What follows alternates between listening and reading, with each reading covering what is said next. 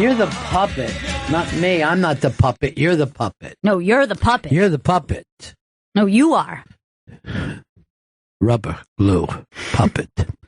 Hey, it's the Bennington Show post-debate. We're here in the spin room trying to see how everybody's spinning everything from the debate last night.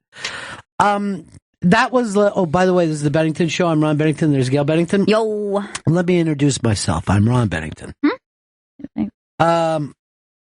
Last night's debate reminded me of old school debates where it was a quick civics thing. What are the Republicans and what are the Democrats? Everybody was like, Chris Wallace did such a great job. And I'm like, no, he wasted time. Everyone knows what the Republicans believe and what the Democrats believe. We come into that from gimmick one. We expect those ideas. One is pro-choice. One is pro-life. One is much more pro-Second Amendment. One wants to save toddlers from killing people. These are things that we all agree on and know and get from Jump Street. So it took 45 minutes before we got into any fun stuff. Unfortunately for the Don, it seems like the one thing that he said, I don't know whether I will make that call that night for the transfer of power. No one has ever said that in history. This is him, and I love him for it, kneeling during the national anthem. This is him saying, this thing that you hold dear, I wipe my ass with it. I don't care. So as soon as he said that, I go, that's going to be the story in every paper. Then I went around last night. Every paper had that as their big front story. That was big. What did he say? You're a nasty woman. You're a nasty woman. A nasty woman. You're a nasty woman, and we got some bad hombres out there. Yeah, those were the two quotables, and then maybe one of the top moments as well is when he said that abortion is when a doctor rips a baby from the womb even a day before they would have delivered, which I'm gonna just let him know. It's called a cesarean, but it's not an abortion. You're very confused. That line. Are you talking about a cesarean? This is, you're slightly confused. Even premature babies ripped from the womb that late in term will just be human babies. So I don't know what he's talking about. This is not a medical procedure that exists. That didn't even occur to me. That's a really fucking... I know, I guess it didn't occur to Hillary either. There's a funny thing up on the iBang today, and that's just following people, comics, live tweeting. And the live tweeting was gigantic last night. Well, here's one from Jim Norton that just say, I remember the day Robert Kelly and I went shirt shopping with Hillary. And look at that picture. It's like they're all wearing that same top. Albert Brooks also tweeted, Hillary is wearing the same thing I wore in Defending Your Life. Oh, he won't drop his moves.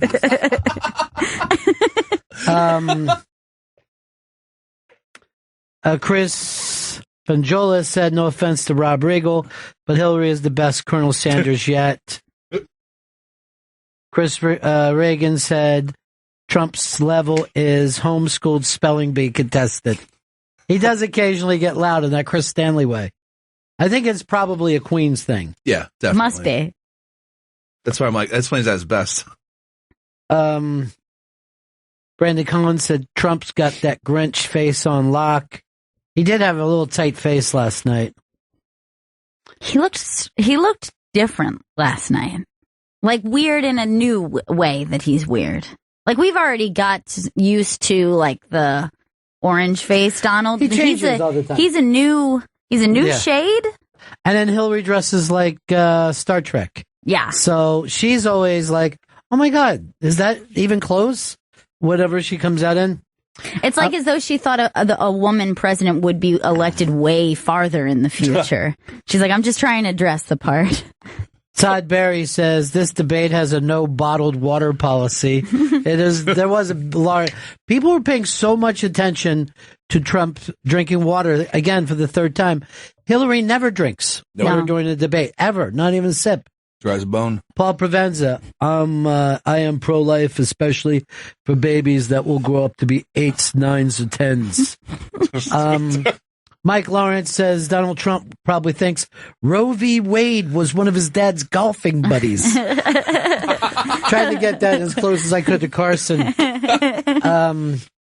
Larry Wilmore, abortion talk makes Trump thirsty, apparently. That is when he did begin hitting the sauce. Doug Stanhope, Trump has his Cubs game on the teleprompter against the advice of his advisors. He supports Go Cubs Go and hates Bartman. Amy Miller, Rip the Baby, very much better, Bad Hombres, Big League. Thank you for helping me name my new emo band. Now, Big League versus Bigly was a big point of conversation on Twitter last night. Ricky Gervais writes, is Bigly a word? Look, folks, there's a saying. That's Big League. Now, that saying took place late 50s, probably. But that's where Trump's coming from. I don't know how people hear Bigly. I heard Bigly and had to go and check what it was. Eventually, I'm like, that's Big League. She failed. Big League. Believe me. I really thought he was saying Bigly. She failed Bigly. The Putin talk back and forth made me feel like I was crazy, too. No, you're the puppet. You're his puppet. Andy Kidler debate agrees with you. No, you're the puppet. Worst argument in the history of debates. Why don't you marry him then, if you love him so much? Michelle Wolf says Hillary had to spend hours in her hair and makeup, and Trump gets to look just like that. It's never fair, ladies. I can't, what can I tell you? Society. All right. This, I believe, won it all. Cameron Esposito. She says, I feel strongly that Donald Trump would vacation in Westworld. And I like it because it's ripped from the headlines. But he should come out as the Man in Black.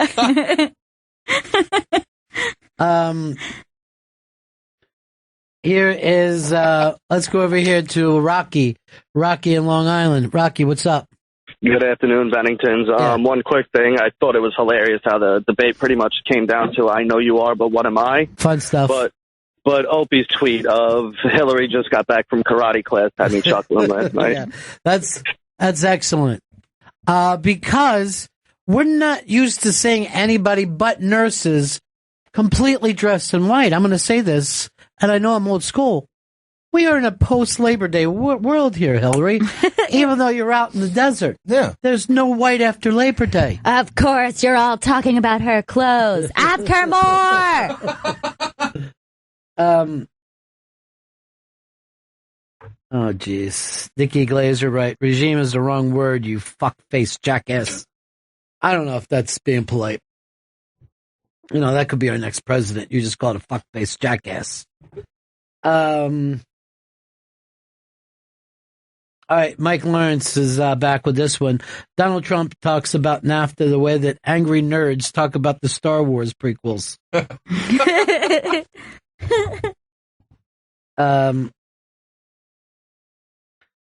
Sal Volcano says, is it Debunkly or Debunk League? All right, here's one with Bonnie McFarlane. Trump is such a child that if Hillary just put her hands in front of her face, he'd wonder where she went. That's a fucking good joke. I'm going to use that on Chris. Beware, Chris. Dave Hill said Ted Bundy has more respect for women than Donald Trump. Why does he keep saying? He's really walking into that every time. Why does he keep saying no one respects women more than I do? By the way, is there anything in the world that you could say that you think you're number one? Could you even say no one likes grapefruit more than me? I mean, I don't know if there's something that I think I do that is at the top of the world. I would never have the balls to say something like that. I'm pretty much the best person going. No one can touch me. This is Michael Ian Black. Trump has so far put down the FBI, Justice Department, intelligence services, military, and democracy. Trump has praised Putin and himself. His love for Putin. All right, here's another Jim Norton, who was nailing it all night. Really cool seeing Donald Trump debate David Bowie.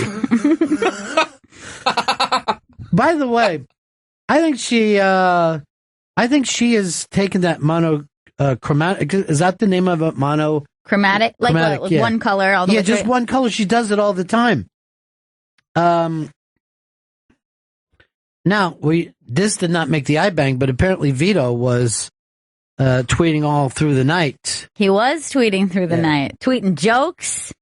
And also, at one point, Amy Miller tweeted to Vito, "Do you feel triggered when Bin Laden comes up?"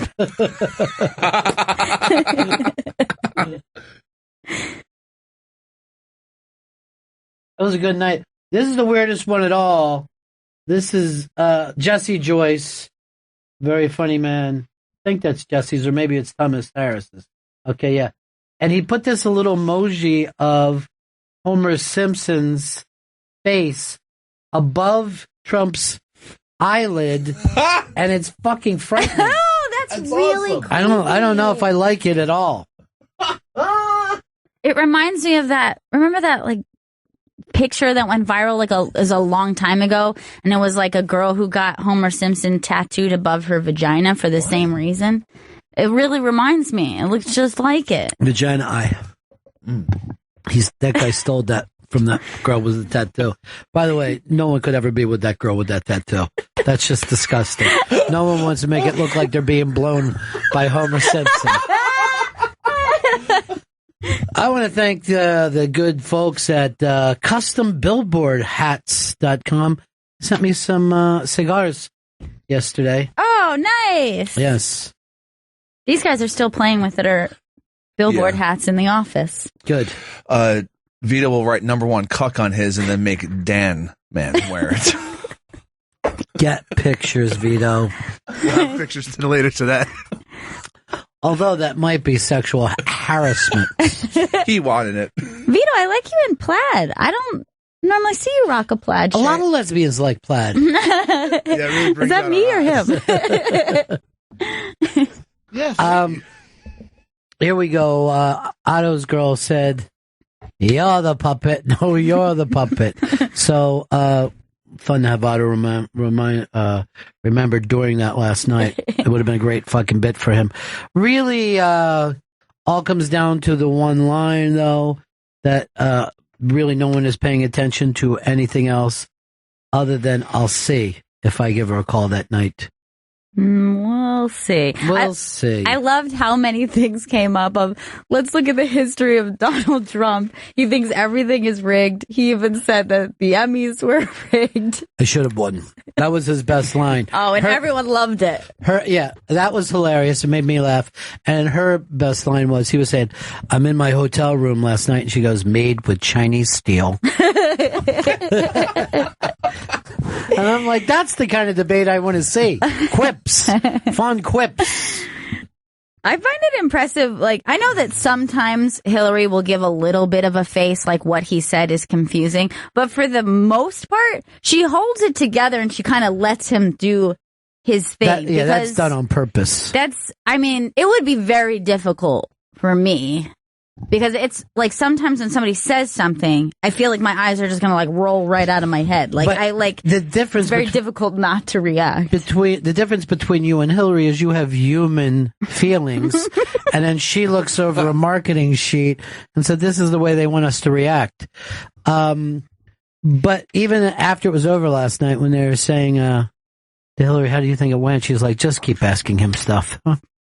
Let him do all the talking. He knows what he's saying. Why don't you talk to Trump? His son went out there with a 5 o'clock shadow after this. For some reason, I never saw him look that way before.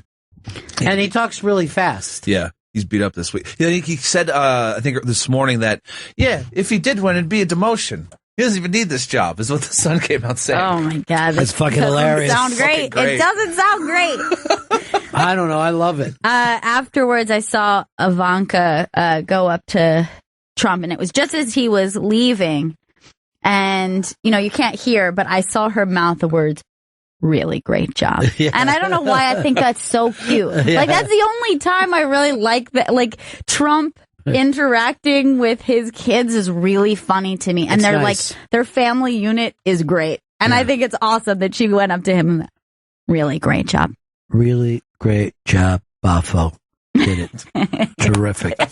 Probably the best debate anyone's ever done. No one knows more about debating than you, Dad. I wish she talked like that. My father, Donald J. Trump, who taught me everything.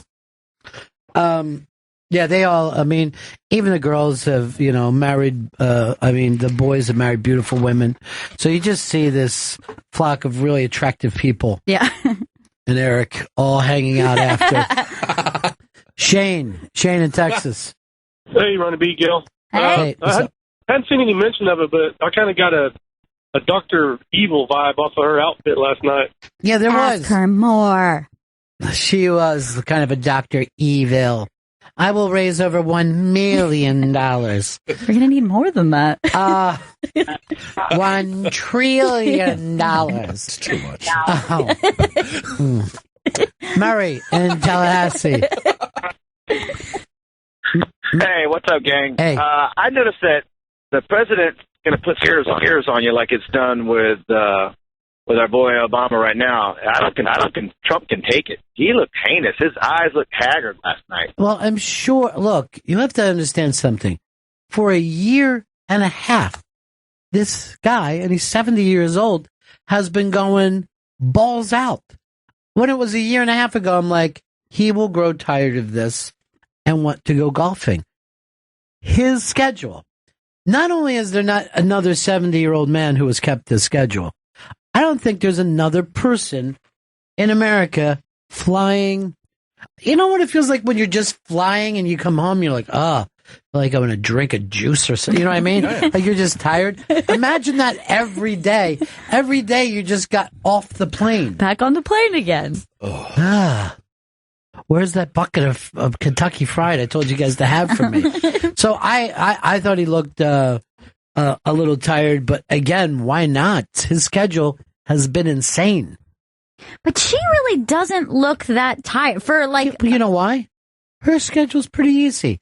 It's like I'll walk around a factory, and it'll take 4 days to write a thing. You know what I mean? Like her travel schedule hasn't been as. No. She doesn't talk to the press. She doesn't do big events. There's a thing where she'll wave out the window at people, but they had decided a long time ago, don't get in the way of Donald being Donald. I mean, I'm sure it's hard to go through all those emails one after another going, who fucking said this? Maybe they won't find this one. It's 4,000 in. But no, her schedule, if you look at big events, it's nowhere close to him. He's been 3-4 speaking events in 3-4 states a day. It's crazy to me.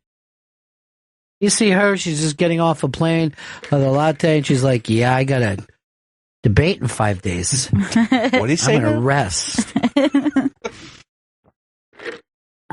Who wrote, I look like I'm coming back from karate class? Did you see who she got a big hug from right after the debate? Who's that? Our new buddy, Ted Danson. Ted Danson, who just recently hugged you. Yes. So therefore, that's 1 degree hug from possibly a future president. I think it's more impressive that you just hugged Ted Danson. You're right. That was good enough. Tyler in PA. Hey, what's up, guys? Hey, I think Trump won last night, and I think his best moment was when he said that she's taken all this money from all these Muslim countries, and then she's also coming up there on the same stage and saying that she's for gays and for women. I mean, it doesn't make any sense. How can you be for both? Here's the deal with Trump, and I agree with you. I thought this was his best debate yet. I also thought it was easy for both of them because Chris Wallace was just, for some reason, everybody thought he was doing great, but asking ninth grade fucking civics wasn't impressive to me. Trump's only problem was he had that one line that everybody put at the top of the debates.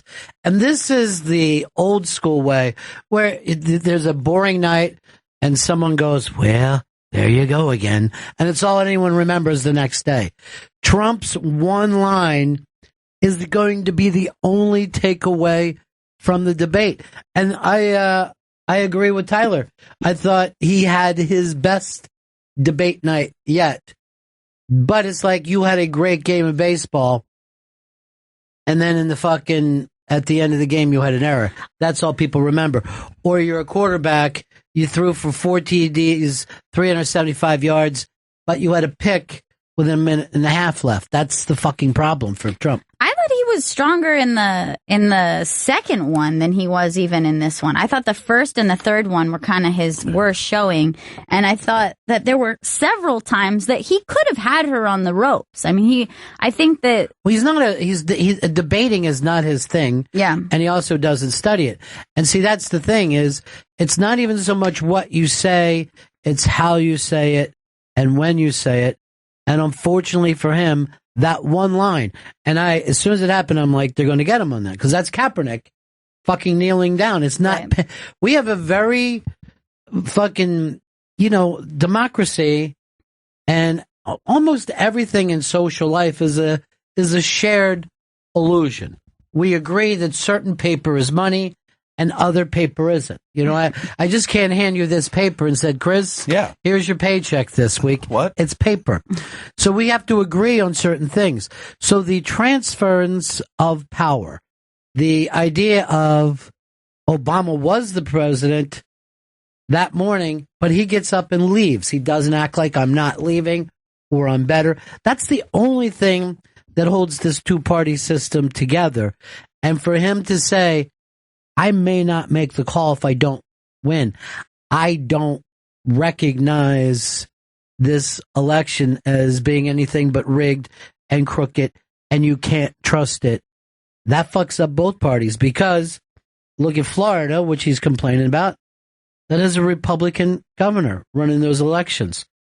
Ohio has a Republican governor. So every state is saying, no, what he's saying is untrue.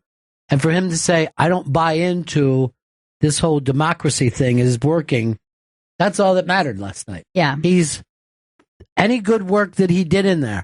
And I thought he did some good things, more good things than apparently you did, Gail. And Chris, you slept through it. Yeah. Well, on a pill fucking, as you called it, a pill rager. No, it wasn't on a pill rager. He calls them footballs. And he goes, I'm 8 footballs in, balls. 8 footballs in. Stimming up the hockey sticks. Forgot that. I forgot when they were called hockey sticks. Yeah. So that's the tough thing for Donald J. Trump. He gave out one line that they all leapt on. And I immediately went to Fox News, and they were very disappointed at the end of that. They're like, I don't know why he does this. And I'm not even mad. They're like, there is no reason. And then with about 45 minutes, they got up and they got their game back on, and they were saying he got in a good shot here.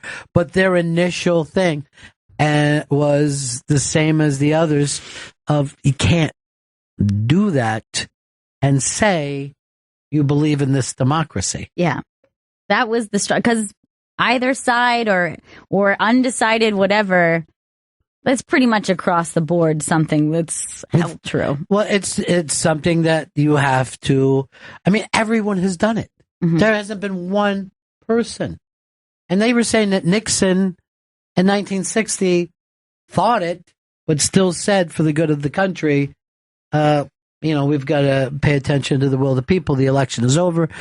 Even if you don't believe that person, when they say, now it's time for us to unite and behind the new president, no one believes that.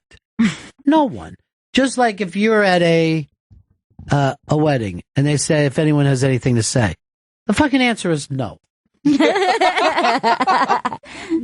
don't have a fucking cousin stand up and say, look, maybe this is none of my business. I just don't feel it. Believe me, I'll say 70% of weddings. I would say they're too young, or this isn't going to work, or they're both drunk already.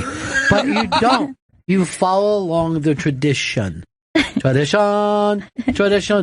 Here's a tradition we do here, the Unmasked. I heard from people last night that they never laughed as hard as they did as a certain story that was told during the Tom Rhodes Unmasked.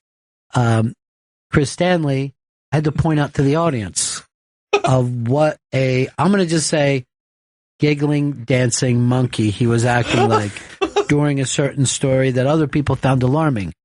So you want to be here for the Unmasked. We've mentioned a couple. We now have another Unmasked to mention today. One of the best and greatest, and one that I've been looking forward to for years. The date, Tuesday, October 25th, 5 o'clock right here at the SiriusXM studios. Go to the interrobang.com. His special, The Machine, premieres November 11th. Unmasked with Bert Kreischer. Bert the Conqueror. Next Tuesday. It's awesome. October 25th at 5 o'clock. So jump on that immediately. Unmasked with Bert Kreischer next Tuesday, October 25th, 5 o'clock at the SiriusXM studios, theinterrobang.com for tickets. Chris, I know that we don't have a lot of post-show studio time. I'll cut a promo during this show today. All right. If you like. I love it. Here's Marshall in Milwaukee. Hey, Ronnie B, Gail. Hey. How you guys doing?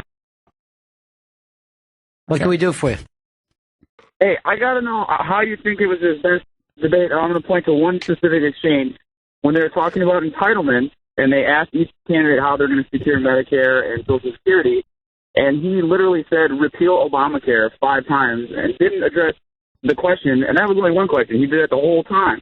So how is that a good performance in your opinion? I'm not saying you're wrong, just like No. you expand on it. I think it was Trump's best performance, and I thought his best performance because I felt like he was involved most of the time, and he was not angry most of the time.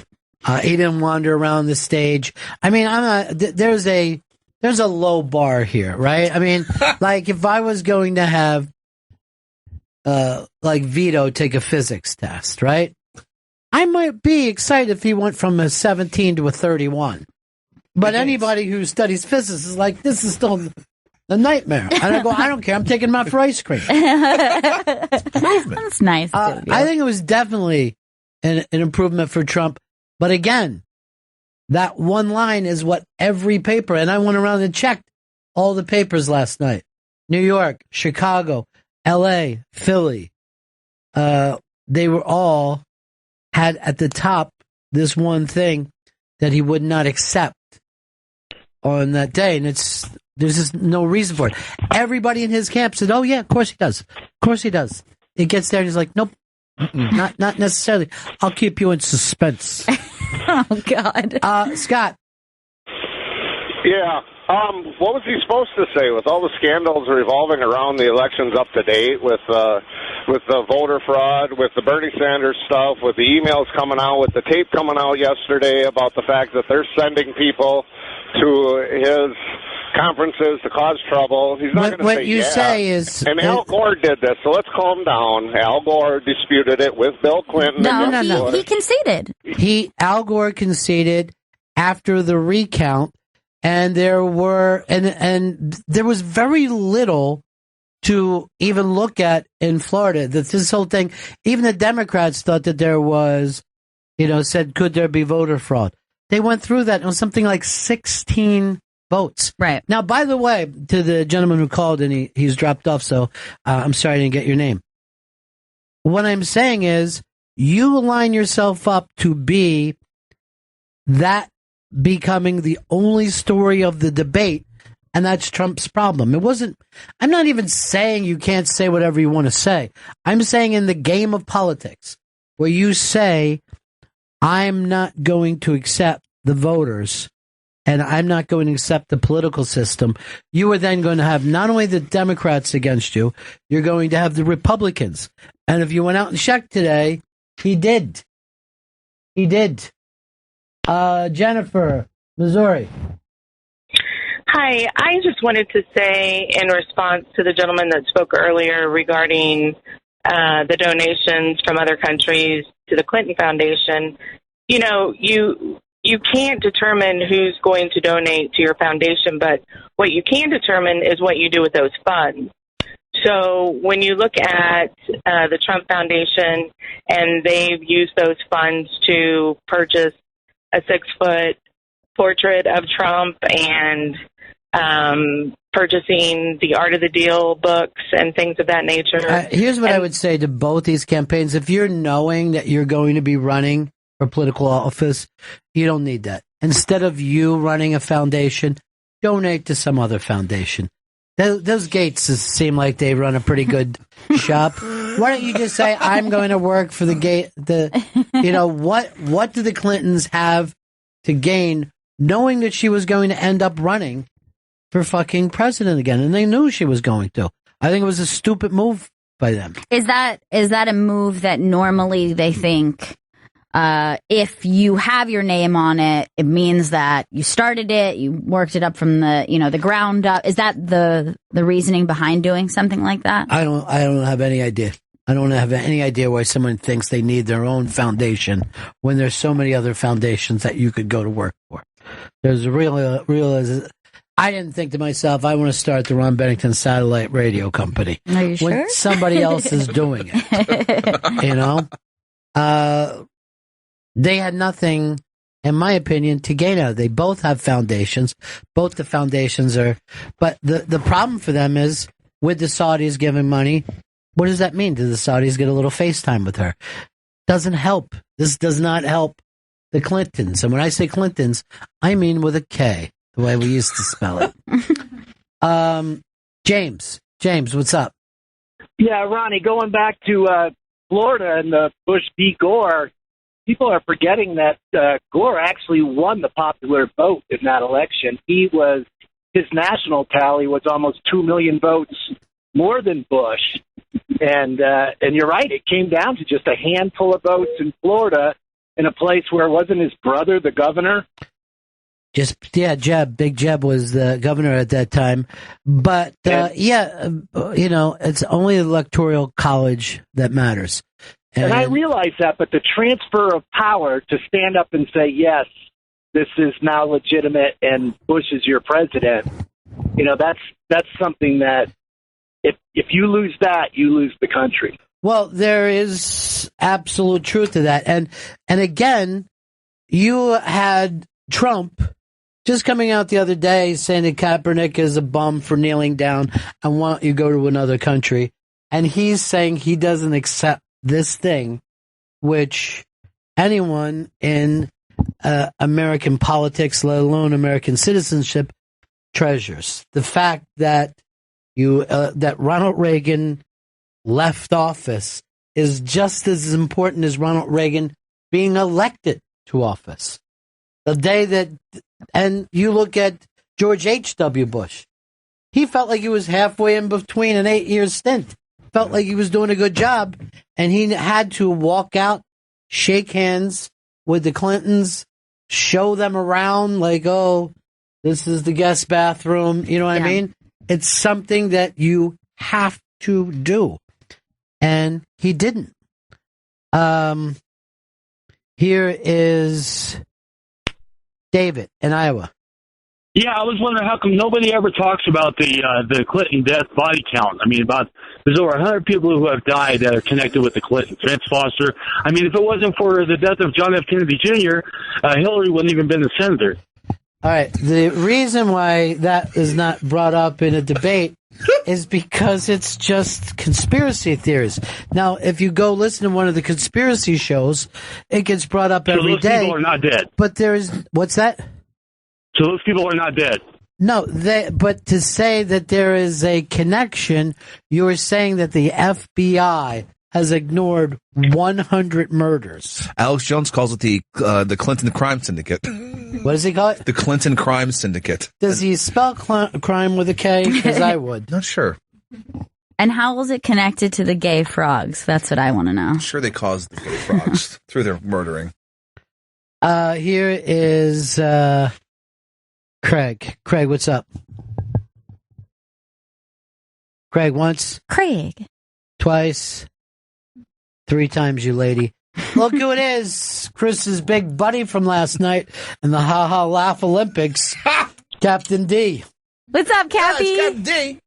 What's going on, y'all? Good day, Benningtons. And yeah, I'm sorry. I didn't mean to crack up so much, but Stanley giggling last night was just killing me. Dude, it wasn't the fact that you guys were giggling, but your arms were going into the air like spider monkeys, and I had to make a shocked audience turn around and look at the two of you. Because it was quite a somber tone inside the actual room, and then the pure comedy of turning around and seeing you guys in there laughing, but in silence to us, like over the top laughing. Well, this story, and it kind of reminds me of the Trump stuff where they go, "You guys no proof," and they go, "At least someone just told this story, 20 years."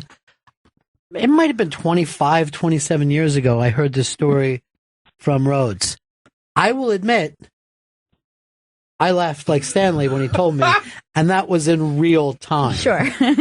In real time. It was still new. I was laughing. While he was still upset about it, I thought it was the funniest thing ever. It was an amazing story. I couldn't keep it together. Amazing story about his... Oh, boy. By the way, you don't think it's a funny story? No, it's terrible. I feel awful when I heard that story. It wasn't a rape. Yeah. But that's assault, brother. No, I don't think it is. I think it's a... Look, I will tell you more of that story off air, because if the telling the things I had to say would give it away of who the person was. But no, I think it's a funny fucking story. But it seemed unwanted and unwelcome. Yeah, but nothing happened with it. You know what I mean? Like if somebody was drugged or whatever, it was a pass that was deflected. Okay. Right? That's all? A pass that was deflected. That's all it was. In the NFL, they would call that a deflected pass. Is there a game tonight? Yeah, it's Packers, Bears. Cubs tonight? Cubs, Dodgers tonight. It's even 2-2 the series. And this is still in L.A.? Still in L.A., then it'll go back to Chicago. So it's definitely going back to Chicago. Yeah. Just don't know whether for 1 game or 2 games. Yeah. What are you picking right now, big man? For just the CS matchup or the whole thing? No. I'm Tonight, thinking, I think that last night the Cubs was a turnaround. They're going to come back. Turn around, Cubs fans. Every now and then I like to get a triple. The Cubs, the desperation of the Cubs fan has become annoying to me. We have this. We're cool and collected. No, you're not. There's no way, you jinx. Bold, he says we. But and the other thing is, who do you feel more pain for, the Cleveland Indians or the Chicago Cubs? Well, I feel so bad for the Indians because they lost their mascot this year. They've finally had this high of winning a championship this past year. I like seeing the Cubs fans be miserable, and I want to see Cleveland win. How can you attack us? What happened to their mascot? He was considered too racist, so they had to get rid of him. So that's why you feel bad? What was that? What was his name? It was, I don't even remember, but it was something bad. Chief Nakahoma. That was Chief Nakahoma after all these years? I thought that went away. Now, was he the one that used to be in the TP in the middle center field, or was that in Atlanta? One of them, back in the 50s and 60s, the Chief would stay in the TP, and then if they Oklahoma, he would come out and do a little dance. Oh boy. It was the Indians. Look. Oh my God. No. Awesome. But I didn't even think they still had Chief Oklahoma. That's why I was crazy. So they just got sued, but Toronto tried to sue them and not let them use him in one game in Toronto, but they won the case. So they beat the system, and now he's coming back for this series. They said a shirtless Native American hanging out in center field. I don't even know if it was a Native American. Oh, no. It could have been an Italian guy. I wouldn't miss him as much if the new logo wasn't just a C. Like, I wish they got something nice instead of just a plain old C. Well, the Cubs like to bring out a baby bear and slaughter it before every game. Cheer every time. God, sports is offensive. Well, this series, it's the first time since the LCS system started that the NBA semifinal and the LCS had the exact same matchup. So I thought that was pretty cool. It's a fun I fact. don't care. That's an autistic fun fact. Yeah, I don't care about that at all. It's funny for Toronto. They just get to be miserable twice, and Cleveland gets to be happy twice. They're not really ha-ha funny. Yeah. I laughed. You laugh because you don't have real friends. Aw. All right, Trump just said this. He will accept the results if I win. He just said that. Yeah, we got that, Trump. We definitely got that impression. You didn't have to clarify that. Everyone should be on his side now. Nobody thought you were going to go, wait, let's do a recount here. I'm not sure I actually won this thing. Nobody likes winning more than I do. Nobody. Bigly. I liked last night when he said, they were like, do you feel bad about the women you've assaulted? And he was like, look, I didn't apologize to my wife, so I don't feel bad. He said what? He was like, I didn't apologize to my wife. He said I didn't even have to apologize to my wife because I did nothing. That was great reasoning. Yeah. And I also largely disputed, things like that. Not 100%, but most of these have been debunked. And that, of course, is 100% fucking false. Only he. I mean, there's not a way to prove a lot of these things. Well, my favorite is when he says something that that you witnessed it. You watched it on live television, him say something. For example, there was the moment when she said he mocked a reporter with a disability. Never happened. I'm like, I saw that. I watched you do it. He denied saying that Japan should have the nuclear weapons in South Korea. He denied it, but the person that he said that to was Chris Wallace, the guy who was sitting there expertly running the debate. God, did everybody come out with love for Chris Wallace. Yeah. I say his dad was Mike Wallace. That should be enough. You're already Mike Wallace's son. That should be fantastic. He's passed away, right? Yeah. I went to a thing, I guess it was about 10 years ago, for a documentary that was done about Toots Shor's, the old bar in New York City. And it was a screening, the kind of screenings that we go to. But Mike Wallace was there, Frank Gifford was there, and Woody Allen was there. We're all watching this movie together in this little screening room. And after it was over, they said, Mike Wallace and Frank Gifford want to say something about, what it was like partying at Toots Shor's. Because this was an old school, Jackie Gleason is in there every night. The Giants are there. The Yankees are there. It was almost a sports bar before there were sports bars. And Mike Wallace got up to tell some stories, and it lasted longer than the movie. Right? And then Frank Gifford got up, and he was an old guy at the time. And he was just saying, I miss those days so much. Like, you saw this old guy who just missed all of his buddies and missed being young. And he just, told a couple things. He goes, I'm always going to miss all this, fellas. And he comes walking back, and he's always got like a little limp because he was a professional football player back in the 50s. And he just walking back up the aisle. And it was that kind of a slow stop. And he stops next to me and just grabs me by the shoulder and just shakes it and looks at me for a second. And I remember sitting there going, does he think I'm Gleason? Is that where we are right now? I don't know what to say back. Does he think I look his age? Where are we right now? Old friend. Yeah. There you are, buddy. I don't know what happened that moment, but I leaned my shoulder in. I wanted to give him some comfort without grabbing his hand or anything. Yeah. But anyway, that was my Mike Wallace story that had very little to do with Mike. But I thought it was hilarious that he would not stop telling stories. And that's the thing about old men. They just want to tell the old stories. They launch into it at a moment's notice. Like, you could say one keyword that will trigger. That reminds me of a time. Yeah, just like say a sentence like you're saying it to an elderly person. Yeah, actually, I was upstate in Westchester County. Westchester County, huh? I had a gal in Westchester County. What? We used to go up there in a 1938 Rambler. These are the ones with the floorboards that you would be on the outside.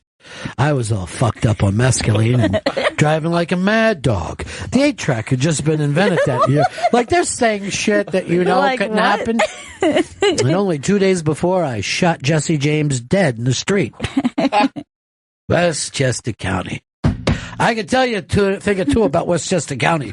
Seems like you already are. I always remember the old guy that lived in my building. He used to stand out front every day. I do.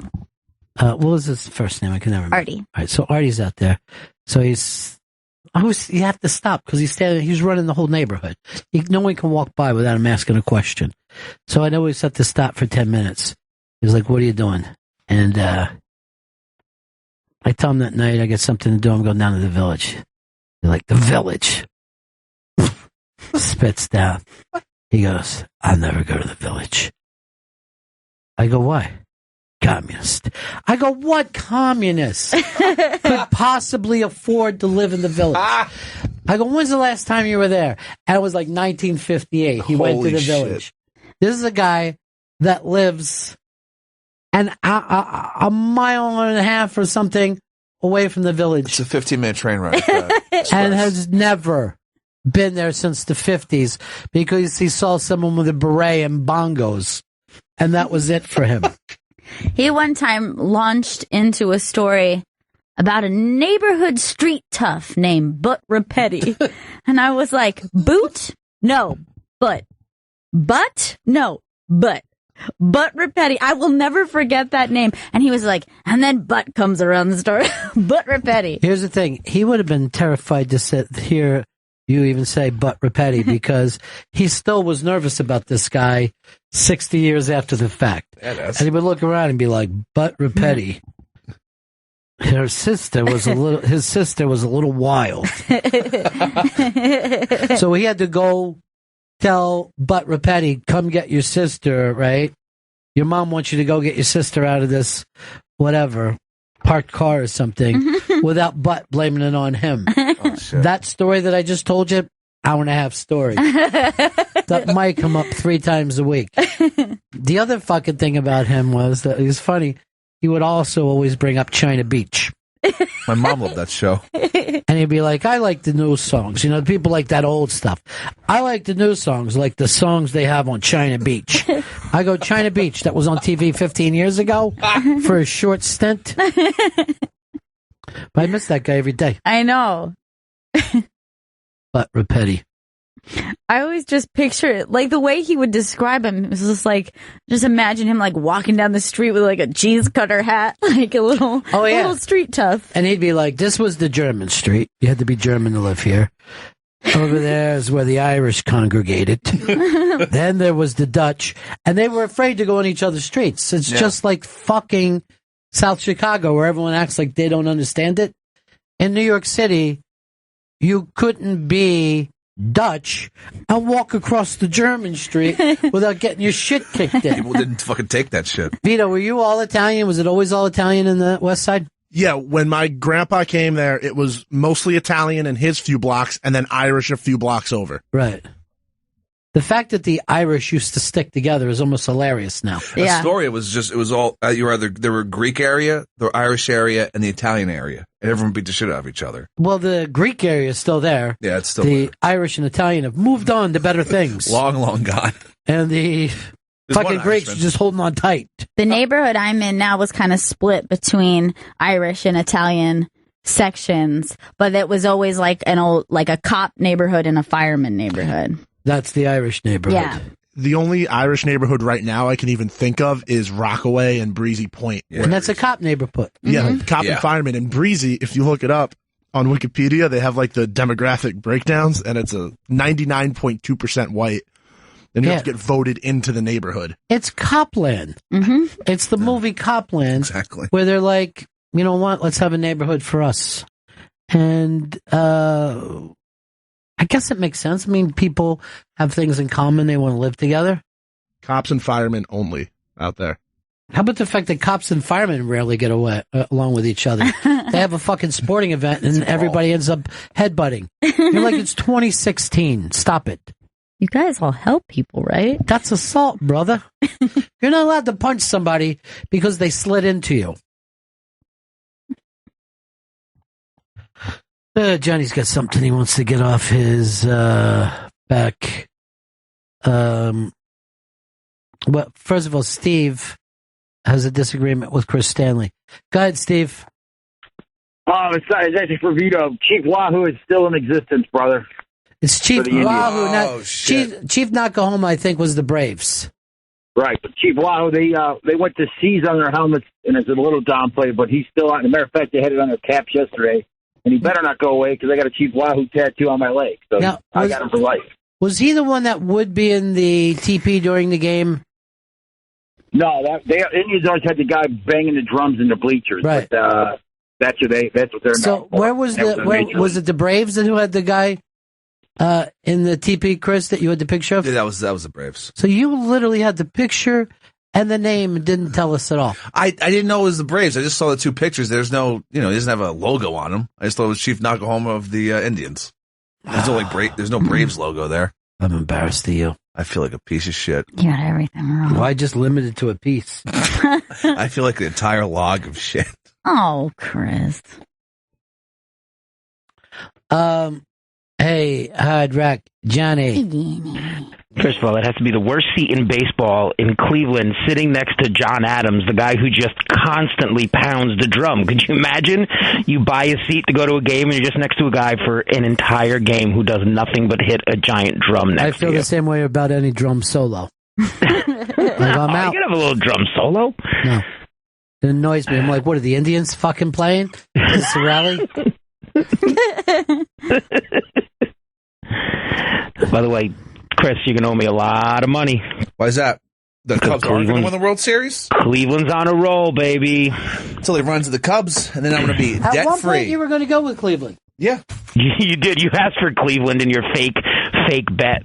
Bullshit. No, there's no fake bet. How did you end up turning around and going with the Cubs? Because I realized how big of a Cubs fan I've always been. That's really why. You know, a lot of people are tweeting to me. What's that? Just saying, can you please convince the Jinx to stay away from the Cubs? How can I? A lot of people are saying I jinx something I love. I've been a Cubs fan for years. I loved Rookie of the Year as a kid. That's really where it came from. You know what else you loved? What's that? Your parents. Oh, yeah. And how are they doing now? That wasn't my fault. You know what? They had problems. Can I just tell you something? Sure. If this was Goodwill Hunting, Robin Williams would be saying, it's all your fault. It's all your fault. Wait, what do you mean by that? It's all your fault. What? Your parents. Not you, dude. Don't you? I'm working up tears. I'm working up acting tears. Johnny, did you call about these Bert Kreischer Unmasked tickets? Because we can get you in. Unmasked with Bert the Conqueror, Bert Kreischer, next Tuesday. That quickly, October 25th, 5 p.m. Sirius. Doug Benson actually just texted me, for the Bert Kreischer Unmasked, you should call it Unshirted. Oh, that's classic. Can we get a new logo? Immediately. That's good. So, you just calling about sports there, Johnny? Anything else? That was it. Well, debate talk, but that's over. Now you can do a little debate talk. Do you like it? I know you're a Trump guy. Wrong. I think she got in a couple good zingers. Gonna go back to my hotel. Made with Chinese steel. Yeah, that was the best. That was her best line ever, as a matter of fact. That's about it. Yeah, she smiled after it. It reminded me of Vito. I just told a joke. I told a joke. Got the whole world crying. And I will accept if I win. I only accept if I win. That's how I am with everything. What are you looking at? I got another text from Meredith down in Helium. Oh, I love Meredith. It looks like Don Jameson got tweeted at by Malik Obama. What? Because she was going to type in Malia? Malik Obama. Oh, Malik Obama. Yeah, she was going to text at real Donald Trump, and she texted at real Don Jameson. That's similar.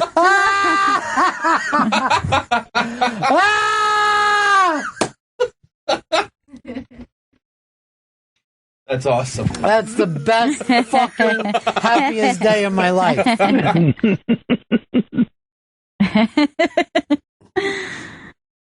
Got a great hat, that Malik Obama.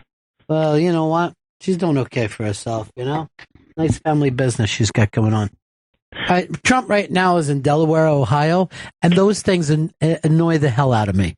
Are you in Delaware or Ohio, folks? Don't name your place, your town, after a place that you could drive to from here if you wanted to. If you love Delaware so much, move there. I would force them to change their name to Della Dog. That's better, actually. Yeah. I like Don Jameson actually replied. Of course he did. He actually let out the same kind of yeehaw that I did. That's the best news ever. All right, we got to take a break here. Johnny, let us know if you want those tickets, buddy, you know? You got it, Benningtons. Next Tuesday, 5 o'clock, Unmasked with Bert Kreischer. We're going to break back Bennington. All right, Meredith gave you a text, and what did she have to say, Chris?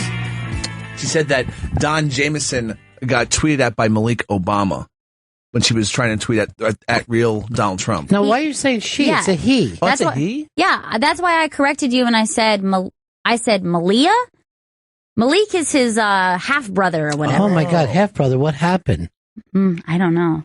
I guess a bad accident. Shark attack. Yeah, that's why I got confused and I corrected you, Malia, and you said no, Malik. Well, first of all, either way, it's still funny that Jameson would be thought of as Donald Trump. Beep, beep, beep, beep, beep, beep. All right, it's the Bennington Show. Tom Roads is stopping in a little later in the day, and that should be cool, right? Roads. I always say all roads lead to Rome. You know what I mean? Get it? No. Tom, roads lead to... Why don't you just say all roads lead to Ron? And then everybody would be able to have a funny bit. Damn it. Lots of funny debate tweets up on the iBank today. But let's get into Vito's head. We haven't done that in a while. Vito, what's going on in that empty melon that you call a skull? Well, I was watching a TV show last night. Why would you wash a TV show? To get it clean? That would ruin the... I meant to say watch. But you did say wash, Vito. Sometimes my mouth gets a little slobbery. Sit back down. When you, it's intimidating. It gets alarming when you stand like, look up. at how we're all just like comfortable friends sitting and talking. Gail, I'm going to speak now. Vito? Just sit down. Just go on. If we were at a dinner table, would you stand up when it's time to talk? If I was making a toast, maybe, but I wouldn't just casually. Why would you get up and start making toast during a nice meal? So I was watching the ABC sitcom American Housewife. Okay. All right, let's just stop there. First of all, I've never heard of this. Katie Mixon from Eastbound and Down, April Buchanan. I adore her. Love her. I was watching it. Paris? Washing it. Damn it. Why do you keep washing? I was watching it, and I forgot how sexy I find her accent. What is her accent? Southern? She's from the Florida Panhandle. Mm-hmm. And I like to call it manhandle. And there's something about her accent that's like she's got that like Joey Lauren Adams, Jennifer Tilly high pitched voice, but with a little Southern twang on it. There's a Southern accent, and I find it so sexy, and I can't get over how I think this is the sexiest accent. Well, so you love the Southern accent most of all. Oh, I didn't realize until watching it that it's my favorite one. Watching it. Why do you keep watching a fucking television set, bro? Why are you calling him bro? Just to be weird. You never help yourself. It just me. When you do that, it sounds like I'm not really speaking. I'm just throwing some words together that make me laugh. All right, so your whole point, this whole dumb story, was to say that you find accents sexy. Specifically that one. Yes. You find, of all you in United States, you find that to be or the whole sexiest. world. Whole world, I think, is... No, Really? Hold on. You would find it sexier, right, than a beautiful French accent from a model. To hear some white trash fucking redneck Riviera thing. What you doing in our town? Candy Powers! 100%, and especially I then went, Hey, we going Cuban today? I then went and read an interview with her, and she was saying in the end of every sentence she either said puddin' or sweetie, and I was like, oh, I'm in love with her. Well, you know what you would love? Hey, let's string up the black people. He's like, oh God, yeah, that's so fucking hot. That's good enough for me. That's horrific. That's Nasty. gross. It's so cute and adorable. For me, the sexiest thing, only on a woman, is the Boston accent. Oh, yeah. What are you, one of those MTV girls? No, That Ma! No Ma's coming! Is there a sexy accent for you, Chris Stanley? I think a Hispanic accent's sexy. Just the umbrella of Hispanic. You know why? South American. Let's go that way. Like a Sofia Vergara. That's sexy. Like broken English. I think that's sexy. You would just, you know what would turn you on? Hearing the fucking Dominican girls playing jump rope outside your apartment building while you were growing up. I'm just saying. I agree. Who's the one that would even have the little high voice? She was in the Spike Lee movie. Oh, Rosie Perez. Yeah, Rosie Perez. Now, that's a very streaked accent. Yeah. But I find it to be very sexy. It is very sexy. Sexier than, Vito's. We all going out. Kenny Powers. Kenny Powers, you better get back here, Kenny Powers. She was adorable in Eastbound and Down, and we all know it. I know. But you want to be hurt by something? The time that she showed her tits in that one episode, it weren't her tits. Nope. And that is a broken promise between us, the viewer, and the television program itself. That's why I don't watch Housewife. What is America Housewife about? A girl that was on the show and then now she's a different person. Is this her new family after Kenny? The first episode was about her not wanting to be the fattest wife in the neighborhood. Oh, and come on. Her trying Vito. to bring in another fat person. Oh, Vito, this is a white trash show. So you found it relatable, is what you're saying. That's why I thought we should hire you.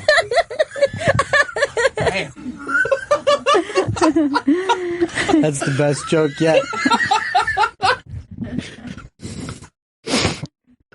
I forgot who Mike Lawrence said it to, but it was all of us lined up judging the other night, right? It was me, Big J, him, and Bobby Kelly.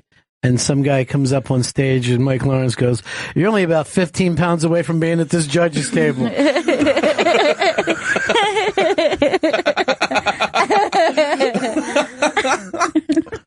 Kenny Powers, I don't want to be the fattest housewife. Why don't I try to find someone else in this episode? Hey, Kenny. She's just walking around with her script. Now, why do you think she sounds like Joey Lauren Adams? They both have that like really high pitched, like soft voice that her and Jennifer Tilly have. Well, first of all, I've always loved Joey Lauren Adams. Yeah. But Joey Lauren Adams has that strange type of voice where it's somehow high pitched and low with gravel. It's gravel. It's high pitched. So she would be like, "I love you, Holden. If you say the smell, so help me, I'll slug you." But first of all, that's fucking unbelievable. It's really good. That's the best one ever. Why do you keep these things in your pocket? I don't know that they're going to come up. Make them come up. Yeah. This is the entertainment business. I just realized this was a thing. Do it one more time. I love you, Holden. If you say the smell, so help me, I'll slug you. Dude, and he's already playing Silent Bob in his Halloween. This is perfect. Chris looks identical to Ben Affleck. Thank you. Of a giant head. Did you just yell vagina head? It really sounded like he did. Vagina head. Ja. Ja. Ja. A water bottle was just thrown at Chris, and his reaction was, ja.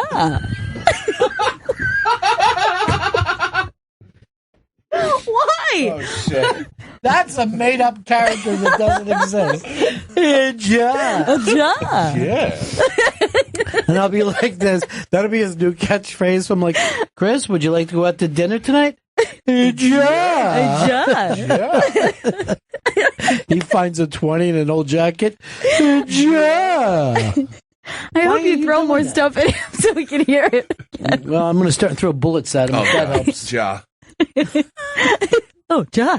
Ja. Why did he say it like, what was that little, the little alien that was on the Flintstones? What was his name? The Great... Barney? The Great Kazoo. The Great Kazoo. Hello, dum-dum. There's another one. I can't stop myself. Hello, dub-dubs. I fucking hated the way he looked at humans. I'm like, fuck you, Kazoo. Go. Yeah. Get the hell back to your shitty planet. And where are you when you disappeared? You never even let on. Did you notice that Chris was just as mad at the Great Kazoo as you were? Beat it. Look, why? Every dog feels the emotions its master does. Jesus Christ. Because you were telling me, I'm like, interesting take, and then I look over and go, yeah, fuck the Great Kazoo, man. Blue. You know what I'm saying? No, you're not saying it, Chris. This is not your battle, Here's the dude. weird thing. Back off. He tries to act like me, and then Captain D tries to act like him. Because why were they both throwing their hands in the air? Both Cappy. That was the fucking funniest thing last night. I couldn't believe it. And I had it to was stop. so crazy for the audience to turn. And they didn't just turn. I had to point out. I go, look what my producer is doing right now. Better than assault. And everyone kind of laughed then except for Rhodes. He was still in the moment. He was like, I just shared something with you, Chris. I love this. It was a great story. Filled with laughs. No. Yeah. Alex in Iowa. What's up? Man? Yeah. Those sexy accents, Rosie Perez. Every time I've heard her, she just has the sexiest accent. Well, I'm wondering what Chris thinks of that. Well, we just were talking about it. I mean, literally, out of every accent that there is, we talked about somebody with one. One specific, and that's the one you said. Sexy as hell, bro. I had her in here and was interviewing her, right? So we're talking on the air, and all of a sudden she just goes like this. Is that Cousin Brucey? She was so excited to see Cousin Brucey walk by. And I'm like, yes, he is. I could take you to meet him. He's a pal of mine. She couldn't fucking believe it. That is so cute. Because she probably grew up. She grew up listening to him. Her and her sisters dancing to Cousin Brucey, playing 45s at W, whatever the fuck it is. You know? AM, W, whatever the fuck it is. AM, New York City. And that's what probably led her to Soul Train. Yes. She was a very good dancer. Actually, she was probably the best dancer in the history of the world. But I don't know whether I told you guys this story. She had on a neck brace. Did I ever tell you this? So she has on a neck brace, and I take her to see Cousin Brucey. Now, this is Rosie Perez. I forget there was and she's wearing a neck brace. She's in this giant court case about whatever happened. She was on a movie set. Someone dropped a refrigerator on her from an airplane. Something terrible. So I take her down to meet Brucey. So he was like, hello, cousin. Oh, no. Handshakes aren't good enough. We're kissing cousins. So he brings her in. She's totally charmed. They say, can we take your picture? Of course. And then Brucey, as they're getting the picture taken, let's get rid of that neck brace, shall we?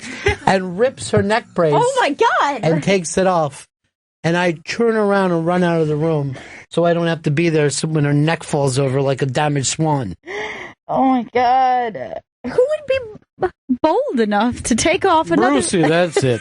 Cousin. It's the Love Hour with Cousin Brucey. That's what happens when you think everyone's a cousin.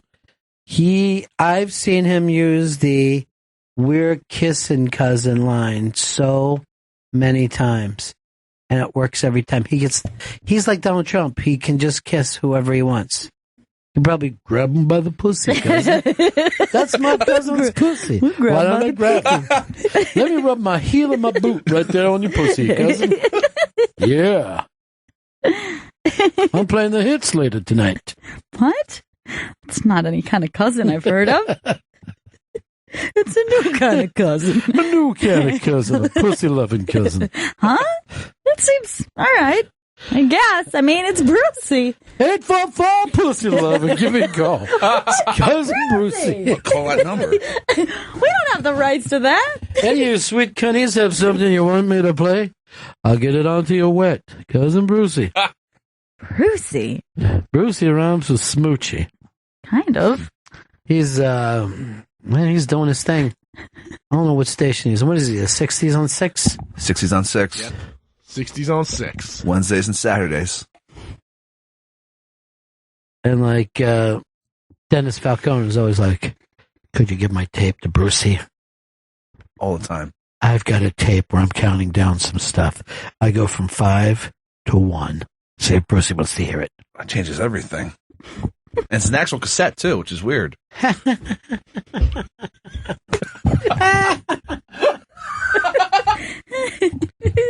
Has he ever been able to get on Sam and Jam, or is he still being cock-blocked? I believe he's still being blocked, as far as I know. Good. Why is someone blocking Try to his book cock? me from being on every other show to block me. All right. Not book me from. Okay. No, I changed that. I want to do all the shows. All right, do all the shows. I was supposed to go by and do a show today, but I can't because of those interviews and meetings. Exactly, yeah. Did you let them know? Yes, I did. Did you give them my regrets? Yes. Mr. Bennington extends his regrets. Yes. I want you to go and take this message. I'm going to put my own wax on it so oh, great. They know when they break that seal. Sigil. It is the Bennington family seal. What did you say? Sigil. It's sigil, dummy. Sigil. Spelled the same way. Are you Call still yourself a struggling Game with of it? Thrones fan. I mean, Is that right? You don't know anything about Game of I Thrones? know everything about Game of Thrones. Then why'd you just call it a seagull? You know what he said to me the other day? That's not it. It's sigil. He looks at me and goes, you watch Game of Thumbs, don't you? Oh, my God. I did not You say thought that. it was like a thumb war show? No. Dude, Vito, get in on this. I want you and Chris to make a parody called Game of Drones. And you guys just have a drone and you're attacking each other. All right. Done. Who do you think is going to eventually win the Game of Thrones? I believe Daenerys Targaryen, Stormborn, will eventually win the Game of Thrones. But don't you think that she'll align with Jon Snow? I don't believe so. And marry him one day? Really? Yeah. Possibly, even though they're kind of related. They're sort of related, yeah. They're like half cousins. No, I thought that it was like, it's like she's his aunt or something. Oh, yeah, that's it. Yeah, she's the aunt. Seems like I don't know a lot about the It's show. confusing. You know, it's bloodlines. Sigil. You get it started again? Yeah. He hates if any of the TVs go out. That's very profesh, though. Professional, that Yeah. stands for? Yeah, I was really busy. I didn't have time to get through the whole word.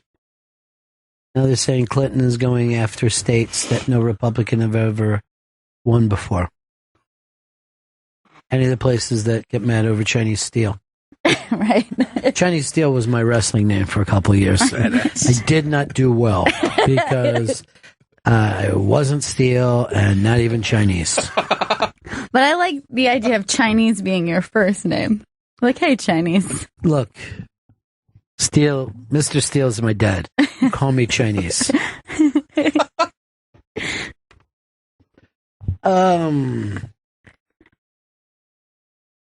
Hold on. Let's Red, Canada's got something for us. Go ahead, Red. Hey, buddies. Yeah. Okay, so Gail was just doing a little voice just a few minutes ago. Yeah.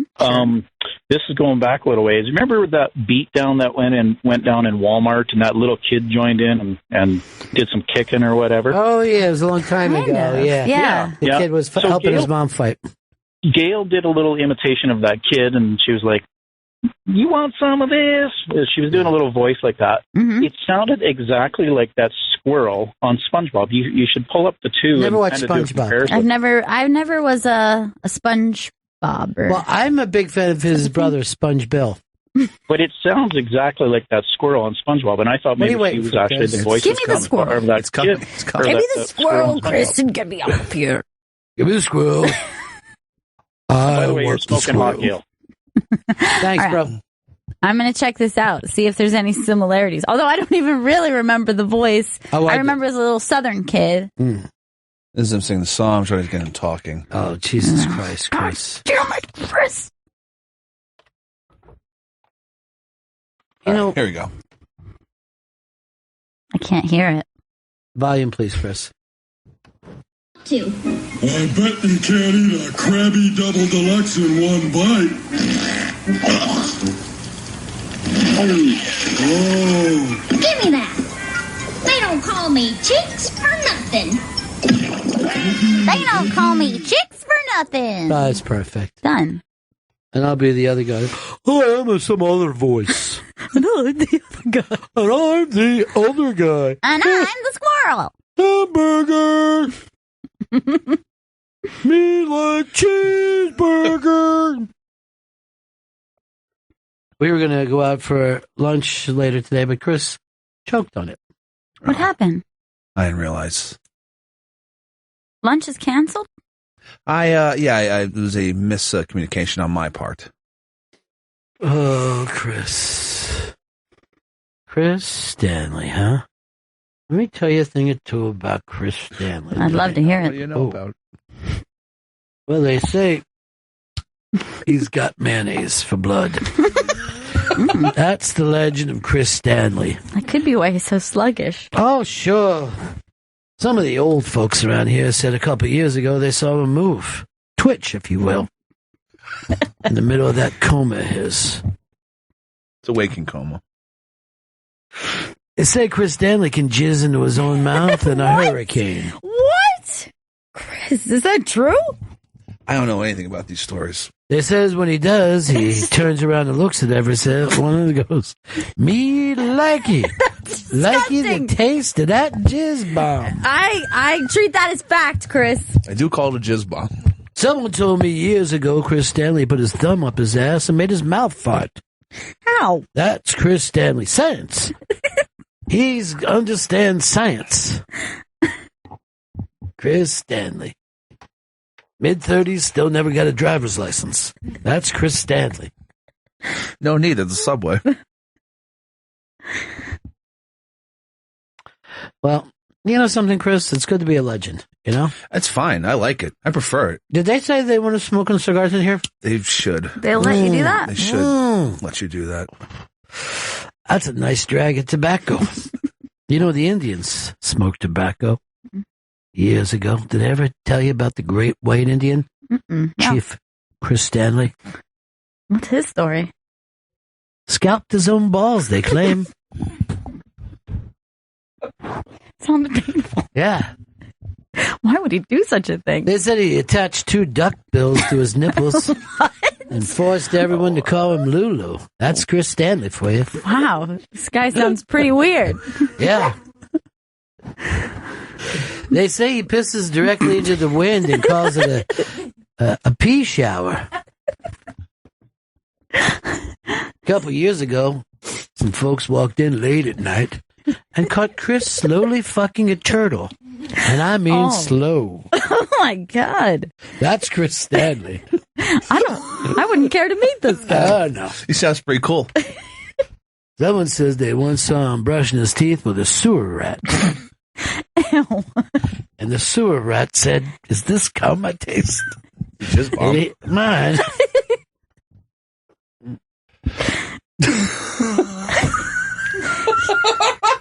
This man you speak of has a lot to do with jizz and urine. Oh, yeah.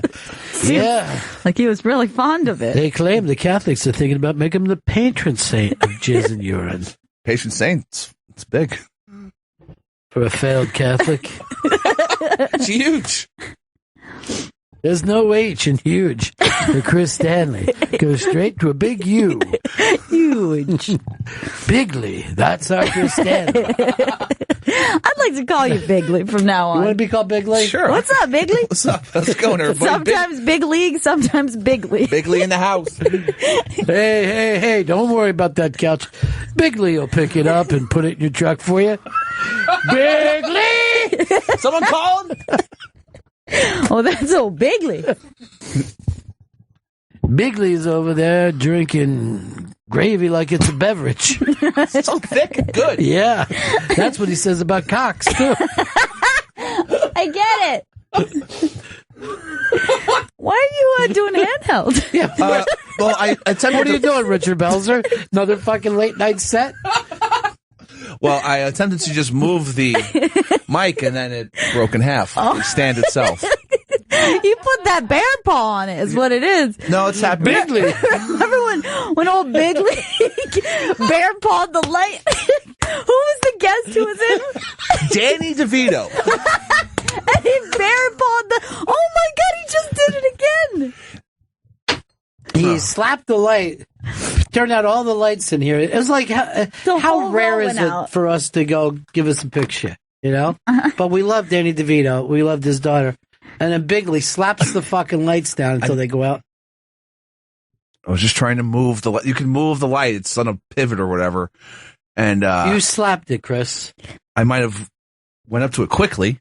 Yeah. No, you slapped. It was actually like an angry bear pawing at a beehive trying to get his honey. Here's what happened. Danny DeVito said that he looked up, he saw a trout jump, and then Bigly just fucking swatted at it, knocked the whole lighting rail down. Bigly want trout. Trout's good. By the way, the other day, as good as Big Sky Country went, your accents went nowhere today, Vito. Yeah, nobody wanted to get in on that with me. We bored of it. Made me sick. Oh. Not even Bigly got involved. This is the thing that Vito said in yesterday that everybody's talking about on the iBang. It's that the mom accidentally bought daughter an orgy shirt. An orgy shirt? Yeah, so the shirt, like, this mom bought her daughter a shirt and thought it was just a cool pattern on the shirt. And then if you look closer, it's actually like an outline of one gigantic orgy with hundreds of people getting it on. Let's see if I'd be able to notice it. Bigly, try to do your best to bring that up. It's loading. Post-commercial. And do it bigly, please. Bigly. She destroyed this Bigly. Our other intern tried to do a 15 minutes before or after Trump would say disaster bet with me.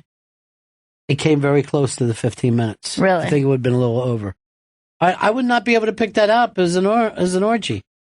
Oh, yeah, there it is. Now, once you see it, now who would wear that T-shirt? Somebody who likes both sucking and fucking is what I can tell. That seems like everybody. Yeah. That sounds like everybody I have ever known. They enjoy both. But the fact is, what store did she buy it, Vito? I just saw that she picked up this shirt. I mean, was she an adult fucking toy store? No, it was just in a casual, like, department store. We need the name of the casual. No. Urban Outfitters selling this or what? That It's is not a department. casual. American Apparel? Neither one of those are department stores. Target is a department store, okay. Bigly. Macy's Bigly. Blooming's Bigly. Yeah, he's only been to the high end, 34th Street and Broadway. They say Santa's coming here. It's made by Tommy Hilfiger. Okay, so that would be something that would be confusing. I'm sure the mom's like, oh, she likes Tommy. I don't know if they still call him Tommy. That's what they said in the 90s. Just Tommy. I see Vivian Westwood. What? Vivian Westwood is the designer that I see. Yeah, but the designer doesn't matter. What store was it purchased in?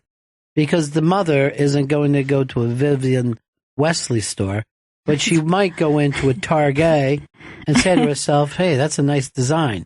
First of all, this is hilarious. This isn't even something to get offended by. No, this is funny. Yeah. And this is, to be honest, this is on the mom.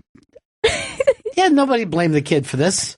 Yeah, this looks like a bisexual orgy as well. All right, Bigley. I'm just Let's saying. not start. You know what? After the Orlando massacre, I think we all need to be a little more open-minded. I am open-minded. I'm looking at the orgy. I'm seeing dudes on dudes, women on women. I'm just saying. Oh, Yeah. God. People What's sharing. the difference? This is a pansexual world we're living in now. I We're understand. living in a pansexual world, and you are a pansexual girl. Bigley, you crazy bastard. I'm feeling, bigly, Somebody's fisting in there, too. Oh, yeah, there it is. All right, we got Rhodes coming in later. Should we do our music now before Rhodes gets here? Yeah, we could do it now. Yeah, there's no sense in sharing music with him. He's not going to get it. He doesn't understand our music. All right, so there's a few more songs on 30 Days, 30 Songs, the 30 protest songs against Donald Just Trump. Take your time saying it. Set the table nicely. All right. So there's this website. Which site is it? 30 Days, 30 Songs. They're setting up 30 straight protest songs, and some of them we agree are good, and one got shot down. Only one so far. So who's the first one? The first one is REM. Who aren't even together anymore. Yeah, I'm surprised. I'm very surprised by this. They actually said this: we shan't make any more music. The song is World Leader Pretend. Oh, what do you think, Gail? Well, it sounds like an REM song, so therefore I call it a smash. Yeah. I'm not sure what they're protesting there, though. Trump. I didn't pick up on it. Chris? Smash. It's REM. Vito? Smash. I'm going to give it trash. I did not understand it at all. Thought they were going to start singing Driver 8 out of nowhere. All right, what do we got next? Next is Ladinsky. Donald Trump Makes Me Want to Smoke Crack remix. I already love it. Money, money, money. First of all, let me just say this to REM. Now that's a protest. You know what I mean? One that we can all dance to that's catchy. That guy has had it. That is a smash hit, Bigley. Bigly. Here's what I fear. If Donald Trump loses the election, we lose all the rock. We're not going to have the fun rock songs every day. Unless it's every day that he's president. Yes, that's what I'm saying. If he wins, we get it. If he loses, he goes away. Somebody in the hall was just saying he's definitely going to start a TV network. No one realizes how expensive that is. You don't want to start a TV network. You want to start a TV show. Right? That's the smart thing to do. Like this Seinfeld, he's made a lot of money off a TV show. But I think the Seinfeld network would have been a failure. Probably would have been an uphill battle. Money, money, money, money, money. Put your finger in the air if you're feeling like I do. Donald Trump makes me want to smoke crack. That's what I like. A song that you can get it halfway through. Yeah. You're like, fun. I'm in there. Fun. What do you got next? This is Idea Victoria with Backwards Blues. All right, let's do that. She got the weight of the world on her little shoulders. What do you think? I go smash. That's like right up my alley, and I want to check her out. Idea Victoria. Well, let's get a couple pics of her, see what's happening there. Let's see what's up with the she's got a great voice. Let me see. Oh, yeah, I thought you got a picture of her. I got it. Because I think I can make her into a star. Wow. Yeah. She's cool. She's got star looks. Yeah, she's got a very cool look. You know who she looks like is Lenny Kravitz's ex-wife. Yeah, she does kind of look similar to what's her name? Fuck. She was from the Cosby Show. Was it Ted Bundy? No, that's not it. Well, why does that name keep sticking in my head? You're always thinking about Ted Bundy. Oh yeah, that's true. Lisa Bonet. Yeah, Lisa Bonet. You put the accent on the bone for some reason. Bonet. Bonet. Or her young daughter, Zoe Kravitz. Similar look to her. Big star, right? Oh, yeah. Yeah, I love her. I feel like she should go walking into somebody's record store, right? And then they unexpectedly are playing her album and they all feel embarrassed about it. That was one of my favorite scenes in that whole movie. And she's like, I dig the tune. I was like, ugh, this is awkward. All right, what do we got here? All right, 2 songs left. This is Moby and the Homeland Choir. Trump is on your side. I don't know whether you guys are familiar with the Homeland Choir, but it's everybody from Homeland Security. Oh. They're in there together. Wow. They're great singers. No idea. I didn't know they were so talented. Yeah. I went to see them at a show. They couldn't be there because they were breaking up a terror ring. But, damn. Chris, the important thing is they broke up in a terror ring. They missed the show, though. I mean, what's more important to you? But in the moment, I mean, if you're going to the show, is the terror event at the show? Okay. No, dude. Too soon. I got 3 numbers to say to you that is going to change your mind. What's that? 911. Oh, boy. 911. Still to the show. We're traveling backward.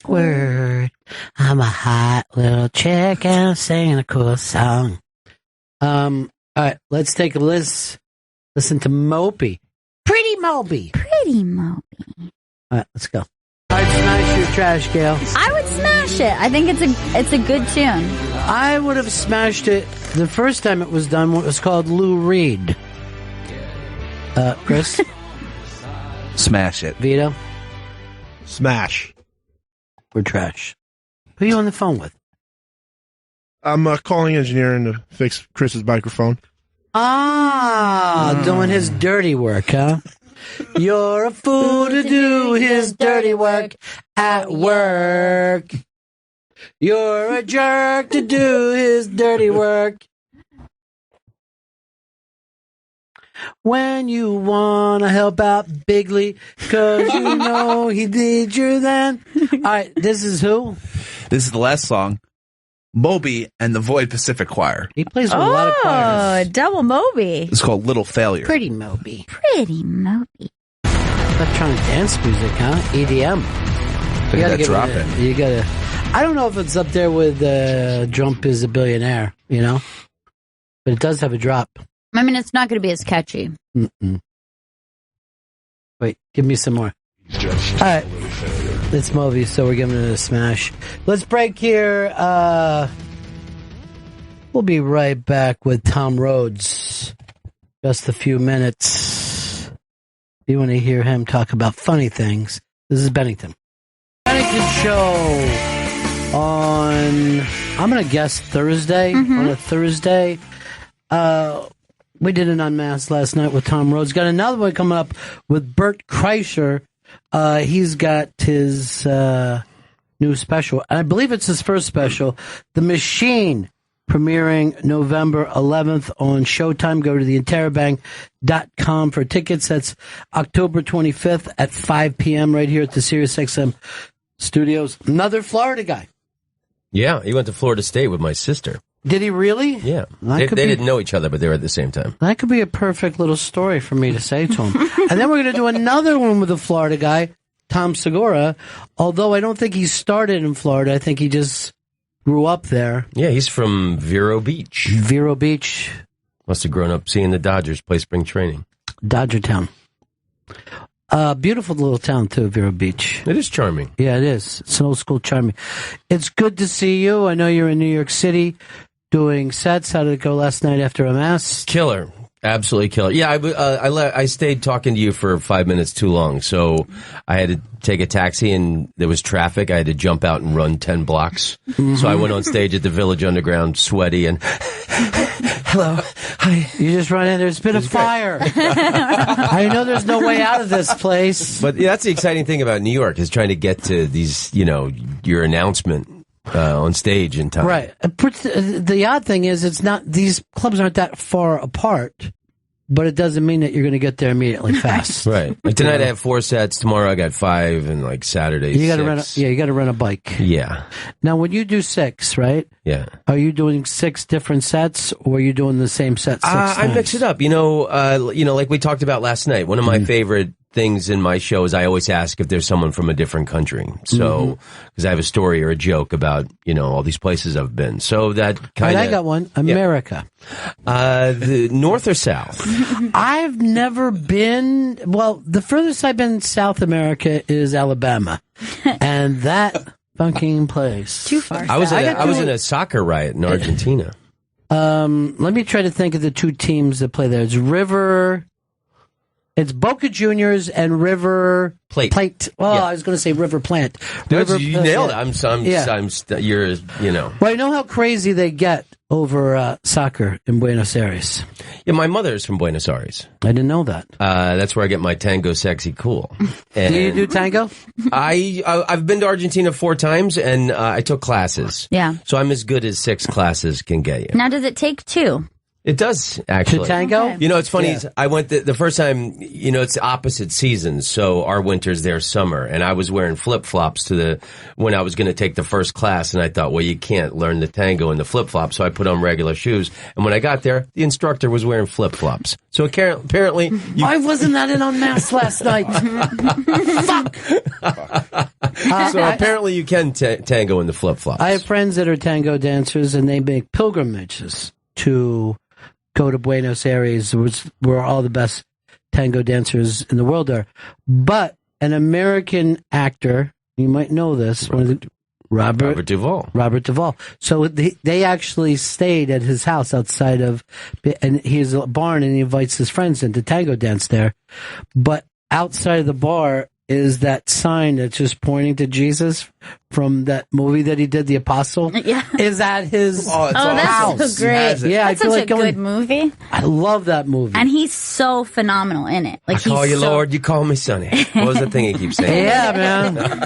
1 Corinthians. He's just hacking away. We're here to save some souls today, Jesus. He's over top of like people that have been hit in car accidents. They're like, get away from them. Yeah. We say it would send some people to heaven. But that might have been his last really great movie. Has he done like a really great movie? No, and he made a film on the tango, but it wasn't very tango. The tango something like he's a killer or something. Tango Assassin, I believe the name of it is. Chris, rent it by CD. Got it. No, look it up to see. Assassination Tango. God, Is that? Oh, I thought you were making a joke. Are you kidding? No, that sounds like a joke pitch. No, I know. Well, it's one of those things when you use your own money, you can make it out of anything you want. Chris is a very fast typer. But I've got I've got family and I've got cousins in Buenos Aires. I'm sorry to hear that. And my family down there, only a few of them speak English. Their favorite soccer team is River Plate. Yeah. And my cousin Fernando took me to see River Plate play Quilmes, which is a factory town 20 miles outside of Buenos Aires. And the home fans sit separate from the visiting fans, and there's a wall that separates them. And there was a wall of razor wire around the field. Not barbed wire, razor wire. You touch it and your hands are shredded. So Quilmes is losing 4-0. And the home fans were so angry at their own team's poor performance, they set fire to their own stadium. All of a sudden, the other side of the stadium is engulfed in flames. And then these lunatics, about 40 or 50 people, are trying to get onto the field. And they're climbing up the razor wire. And then like 100, 200 riot police come streaming across the field with helmets and batons. And they're just beating people off the fence. And then they shot tear gas into the stands. It was probably one of the greatest nights of my life. Well, you're a sports guy. That's the thing. I've been to 1,000 baseball games and never like seen anybody sports. set the stadium on fire. And I have seen some performances that had warranted it. Yeah. I've got to put up razor wire just to separate Jeffrey from Vic Henley in a green room. I'm like, I don't What happened there? the trouble. I'm just listening. You just want to listen. You don't want to even get involved in it. It's not important. Oh, hello. Oh, hello. Oh, hello. You know that at the opening they had everybody try to do that? They had everybody stand there and do their own oh, hello. And this is at the soccer game? Yeah, that's as much as I know about sports. You know what? Our own Chris Stanley, you don't follow sports at all, and you still gamble. Yeah, still like He throw my gambles every week. I just want the action. I understand. Like there's a chance. There's like an outside chance, but once that hits, I'm gonna feel really good about myself. Who is your hero? What is his name? The guy who wears the painter pants and the white shirt? Andrew WK. Andrew WK has just written up something about not gambling. Oh. That it's not worth it. Really? Now, See, Chris? Are you a gambler at all? No, not at all. Here's my thing. Winning money doesn't make me as happy as losing money pisses me off. Yeah. And I think because working in the carnival as a little kid and looking at the fucking rubes. I don't want to feel like a rube and a fucking Midway. Yeah. Going, well, at least I had fun. Because I remember being like fucking 8 going, yeah, you had some fucking fun, Dick, for brains. Go ahead. Go enjoy your fun, Farmer Bob. Let's count up these fucking quarters. Now, I've been to Vegas, Atlantic City, and then casinos in Montreal. Right. And I never was into it, but I do like gambling horse races. Like, I do like, I like the ponies. You like to be there. Yeah. I like the Walters are fucking sitting there together. I like the event of it, and I find it to be more fun than gambling in any other. Well, I remember, growing up in Florida, we had the dog track and highlight, and I always preferred highlight because if a dog loses your money, you can't wait for him in the parking lot with a screwdriver. I love highlight because it's impossible to know what the rules are. It's bizarre. And you're just watching it and you're going, did I win? Like a girl. Did I win? Those highlight guys, too, from carrying that basket, their one arm gets longer than the other. It just hangs down to the ground. What? Creepy. Yeah. Weird. I've been to Spain, and they don't have it there. I haven't seen it. Is that right? Yeah, it's supposed to be some big game in Spain. They have bull fighting in Spain. Bullfighting? Yeah, bull, they call it. Bull. I cried at the bullfights. Because it was so beautiful? No. Yes. I went to Seville, Spain. And I was a barber there. I got my hair cut. in Seville. That's when I walked around the whole time. I was like, every time I would see like a garbage man, I am the garbage man of Seville. My favorite was from Spanky and our gang when Alfalfa would, I'm the barber of Seville. Just throw more tomato. Barber of Seville. Another tomato hits his face. As much fruit as they threw. That fucking Alfalfa was such a performer. He was going to finish his set. So, Seville, you saw a bull. As you said, buell. Well, I don't speak Spanish. No, but there was a song, Or Would You Rather Be a Buell? That's where that came from. Or would you rather be a buell? Mm-hmm. A buell is an animal with a sword in his throat. Exactly. I like bullfighting because of the prank of the bull thinks he's running through a cape, but there's a fucking sword. It's a good The ultimate confidence game. Well, I went, it must have been like a minor leagues of bullfighting. Because, I had read the Hemingway book, Death in the Afternoon, and I expected this, gallantry and bravery, like one man against one bull. But it was like 5 matadors always against bull. So one guy would have the cape and another guy would sneak up behind him with the picadillos and stick it in his but what are those guys back. called? They're not called matadors. They even have stevedores or something like that. Stevedores carry your luggage. I don't know what the name is for that. Chris is looking it up now. And look it up on Spanish Google. Death is it's going to come for all of us, but I just hope I am not killed by a man in pink socks. How would you like to go, Tom, now you bring it up? Plane crash. I think that'd be exciting. Oh, my God. Why? Yeah, everybody's screaming. That'd be awesome. I'll just be yelling, I told you it wasn't safe. I'll be screaming that the whole way down. But I would say that every flight. Every flight, I'm like, well, this is it. Well, you think every landing is a crash. And I'm like, it's a landing. We're going down. I close my eyes every time, and I hold on to the seat. That can't be it. So I got upset. Wait a minute. Okay. The seat isn't a fucking parachute. No, Jeffrey, I held on to the arm rails. Yeah, that's not going to help you. You're still going to go down. I just close my eyes. I don't want to see it. Yeah. So you loved seeing a bullfight, Tom. Well, I wanted to see one guy against one bull. So this was 5 guys against a bull. And I got upset. And I was sitting next to this American kid that was exchange student learning Spanish. And I knew that the Spanish word for bull was toro. Buell. So I said, what's the Spanish word for kill? And he said, matar. So I start yelling, matar, toro, matar. I'm like cheering for the bull. You can't. These Spaniards are looking at me like I'm a moron. So then this one guy that kills him, he's walking around the stadium and people are throwing flowers at him. And as he's approaching our section, I turned to the American kid and I said, what's the Spanish word for coward? And he goes, I won't tell you. Good. I'm proud of him. This is their national game, right? Not in Catalan and the rest of Spain. Like Barcelona, they're not into it. They don't like it at all. Mm-mm. Well, have you ever seen Running of the Bulls? When the guys run in the street in front of the bulls? insane. Well, that's what I hate about like clickbait that doesn't deliver. Last year at that time, there was there was something online I saw, and it said "See man gored by bull" while filming it, and it wasn't as thrilling as you thought the click was going to be. Sounds pretty thrilling. Well, one of the ones, the guy that got killed last year, he didn't even get hit that hard.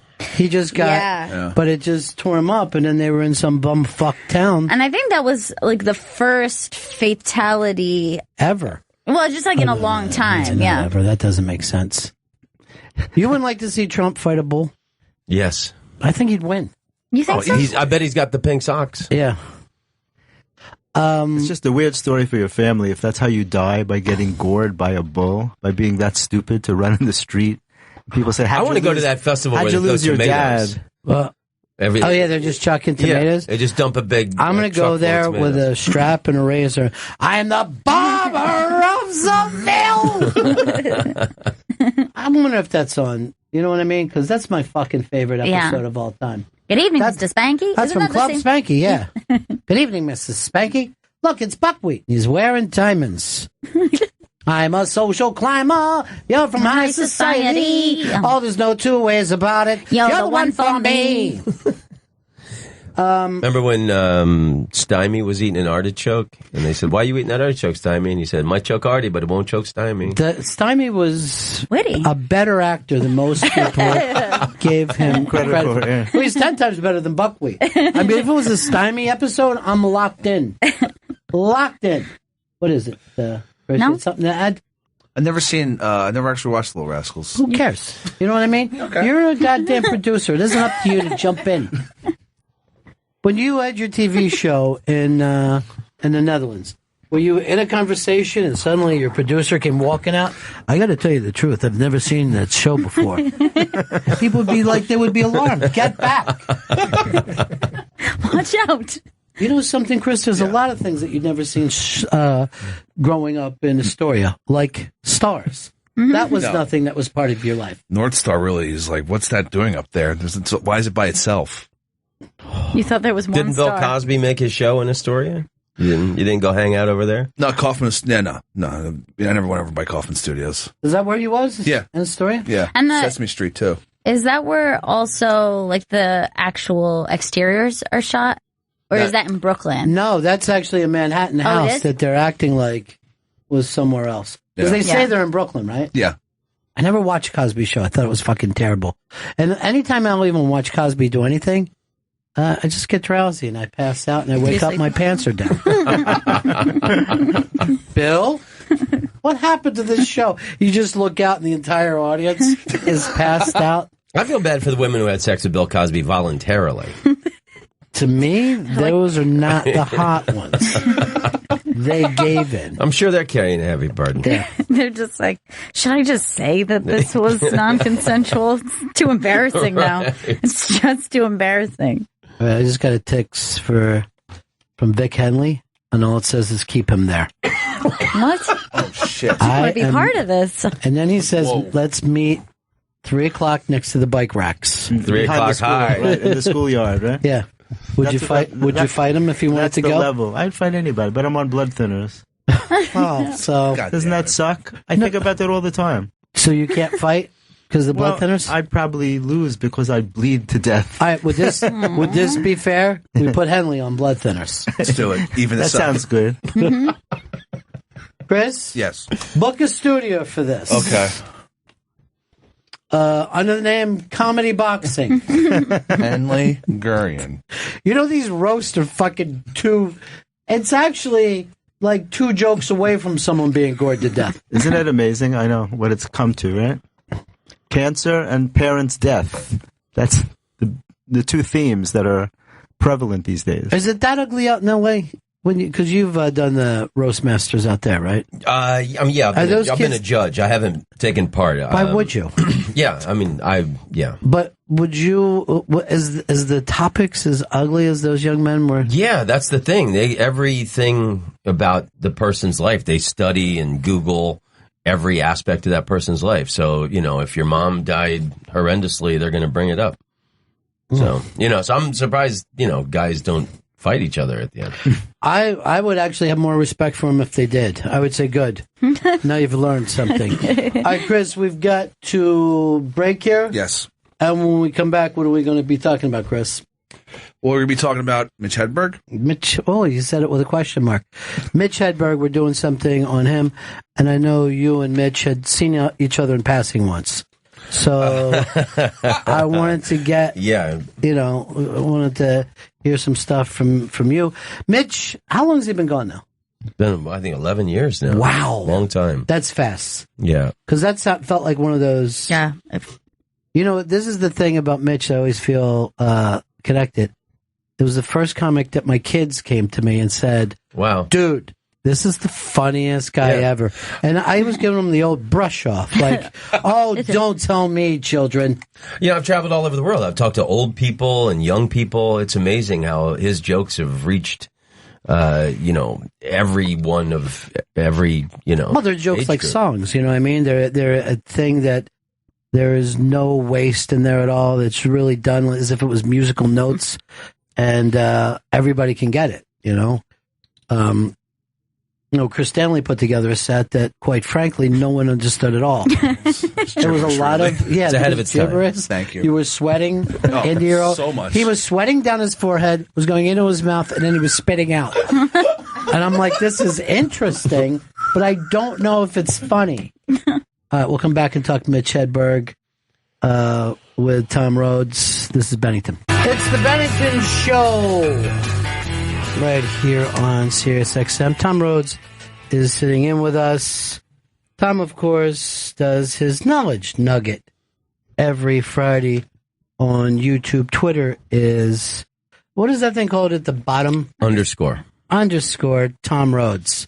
You weren't the first Tom Rhodes. No, the guy who's got at Tom Rhodes is some English guy, and he's got like 238 followers, and he only periodically tweets about English Premier Soccer League. I can get that back for you. I can get that name for $27,000. Deal. Okay. Deep though. I have Coca-Cola.com. I have that website for myself. Yeah. I was in early. I have United States of America.com. What about .gov? No, I didn't get the .gov. I didn't think of that. At the time, I was on AOL and we didn't go with that. But it was, when I first got on the internet, it was Bill Clinton was the president, and I got the name Bill Clinton's Nuts.com, and I offer them back every year. And all I just have is just a sack just right there. Me next to it going, wouldn't you like to buy this back, Bill? So we wanted to talk to you a little bit about Mitch Hedberg. Tom, an old buddy of yours. How did you guys meet?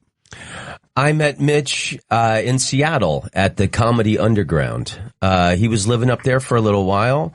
He was dating a girl named Jenna at the time, and she came up to me and she said, my boyfriend it was after my show, and she said, my boyfriend wants to meet you, but he's too nervous. He's a big fan of yours.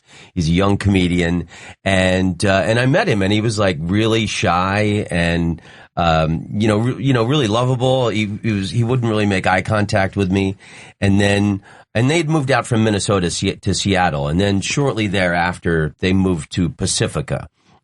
Which is like a half hour from San Francisco, and I was living there at the time. And I would see Mitch do sets, and it didn't go well. I felt really bad for the guy. He'd be like really bomb, and he was nervous, but it wasn't like the cute nervousness that he had later. And then we became friends. I was cheering for them because they were like a young couple that had taken a chance and moved to San Francisco, like me and my girlfriend at the time. And then, things took off for me. I saw Mitch a couple times when I was working for Comedy Central, and then I had this NBC sitcom, and then he started to get better. And then I moved to New York City after the sitcom, and then that's where we became like kind of best friends for a couple years. And he started to get great as a comedian. And this was a time after my sitcom where all of show business had gone ice cold on me. And he treated me like a brother, like a big brother, like he looked up to me. And we had we had a lot of fun together. We did a lot of narcotics together. And he got me in with Houston at the Laugh Stop. And I had never played there before. We actually both co-headlined. We both took less money so we could work together. And the guy that ran the club down there, Mark Babbitt, we had so much fun. The local Houston comics everybody would come. There was a hotel called the Allen Park Inn, which no longer is there. It was this massive old hotel where like astronauts would go have affairs in the 60s. And so no one stayed on the backside of this hotel. And we did mushrooms, ran naked in the sprinkler system, diving in the pool. All these local Houston comedians were watching. So in those days, it was all fun, though, right? All fun, man. Just it was so much fun. Ralphie May heard me tell that story and said that he was there running naked through the sprinklers, but he wasn't. I would not forget the image of a naked Ralphie May running through the sprinklers. I want to just ask you though for a minute, like you saw him, he's young. You didn't think he had it. You didn't. No, I did. nice guy. No, I did. Material wasn't there. I love jokes. He always had jokes, but he was so shy. I think a lot of audiences at the beginning, I mean, everybody bombs when they start out, And the thing Mark Babbitt used to always tell both of us is if either one of you get self-confidence, you'll be dangerous, And I think, he got self-confidence. And then the same kind of non sequitur one-liners. So you're saying the writing was always there? The writing was there. It got better. It got better. Yeah, it got better. I brought this up to a lot of people. It's mind blowing to me that you're just writing those one-liners and then you have to fill a headline set. Yeah, and there's no setups. So a couple of jokes that you'd be able to get 10 minutes out of, he's going to get 40 seconds, a minute out of. Yeah, and he had an endless supply of them, And the thing, so when I first moved to New York in '98, Mitch had this really shithole apartment right by the entrance of the Holland Tunnel, and we both had long hair and just friendly guys. It always amazed me that Mitch would always have new material, because like for me, coke was the worst thing in the world. I heard Richard Pryor say that he was always on coke. I couldn't imagine, because when I was doing coke, the few years that I did in that Hedberg period, I couldn't write any jokes. It was the worst thing on stage. And then I'd see Hedberg and he's got like a new 5 minutes of material. And I'm like, I'm thinking to myself, when we were hanging out with those black guys by the entrance of the Holland Tunnel doing coke all night, when did you have time to write a bit about cinnamon flavored incense? I don't know how he did it. So he was writing when nobody else was around. He wasn't writing on stage. He's sitting around with a notebook. No, well, writing. I mean, yeah. I mean, we both always kept pens on us and stuff, but I mean, not like he's, would break away from the party and start writing jokes, but he just amazingly was always coming up with new material. Right. And, and it was great. I always find that thing, too, of like, when you talk about somebody, and like you said, everybody in their early years stinks, right? Everybody. Why don't you fucking quit? I just never understand. There's something in a comedian's mind that, it's not like you're having bad sets for here and there. You could be having bad sets for a month, 2 months, half a year. A sane person would walk away from that punishment. Yeah, you get completely in love with it. Getting rejected by a girl and you're just still in love with her. But the thing with Mitch is he had political opinions. He had opinions on society and things like that. Hanging out with him as his friend, we talked about everything under the sun, but he never brought any of that into his comedy, which I always thought was remarkable. Did he ever talk about why not? Did he say? No. This is why I only write in this direction, or this is the only stuff I want to bring up. No, but I mean, we talked about things that were going on, and I only thought about that after his death. That He was never trying to save, trying to be like a Bill Hicks type of guy, But that was done on purpose, or you think, subconsciously he just thought, this is where I write, this is the way I talk to people in public? I don't know. I don't know why. I'm always fascinated by some people. It's like, ever notice like Reagan, every joke that he writes is evergreen. You know what I mean? Like he could easily pull out a 1984 joke, put it into tonight's show if he wanted to, and it would fit. But if anybody, if you're just working off the newspaper, off CNN, that stuff just burns up. Yeah, topical like flash jokes paper. As an expiration date. And Mitch's stuff is timeless. Yeah. All of it is all still funny. So you guys, your buddies, you're both doing well at a certain point. Certainly things started to happen for him after they happened for you. Well, I will forever love the guy because, at a time when a lot of people went cold on me was when we were really tight friends. And he always told me, you're my hero, you're a great comedian, like times when I felt pretty low about myself. And we had a great time together. I had a rock star apartment in the Wall Street area, 71 Broadway. It was considered one of the first skyscrapers ever built in the 1880s. It's only 20 stories tall. Only on the 18th floor are there marble balconies. I had 3 marble balconies and these like 16-foot ceilings. And I had like 2,000 CDs.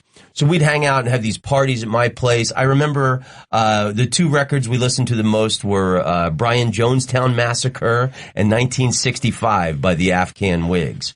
And I met Greg Dooley recently. He was very thrilled to find out that me and Hedberg had done coke while listening to that record. And then Hedberg got a place. He got a place at the Chelsea Hotel. He was living at the Chelsea Hotel. There were a couple times where we did acid and there was no one down in the Wall Street area. It was before September 11th. There's a old customs house, which is now a Native American museum, and they have statues out front. Me and Hedberg would climb around on those things. And when we weren't at my place, we're both doing 5-6 sets a night, and then we would always end up at my place or back at the Chelsea Hotel, which, because of the history there and rock and roll and all that. Is that why he lived there? That's why he wanted to be part of that history. He loved it. He thought it was great. And there were times where we were out we were up all night at his place, and I would leave there at like 6 a.m. and walk back to my place in Wall Street, and I'm like just wrecked from partying. And then there's all these Wall Street people rushing around trying to get to work. I felt like a vampire. It really is. There's the day life of that's so busy down there, and then at night you're all alone when you're on Wall Street. Some people don't even think people live in that area. Well, it's funny. It's like, I used to do this thing. So we co-headlined a few times just because we wanted to work together. We did it like 3 times in Houston, once at the Atlanta Punchline and once at the San Francisco Punchline. And I would do this thing. Other comedians have done it on the road. It's, I'd say I'm a marijuana smoker, and I only say that because I'm from out of town and I don't have any, which inevitably somebody would come up and offer it.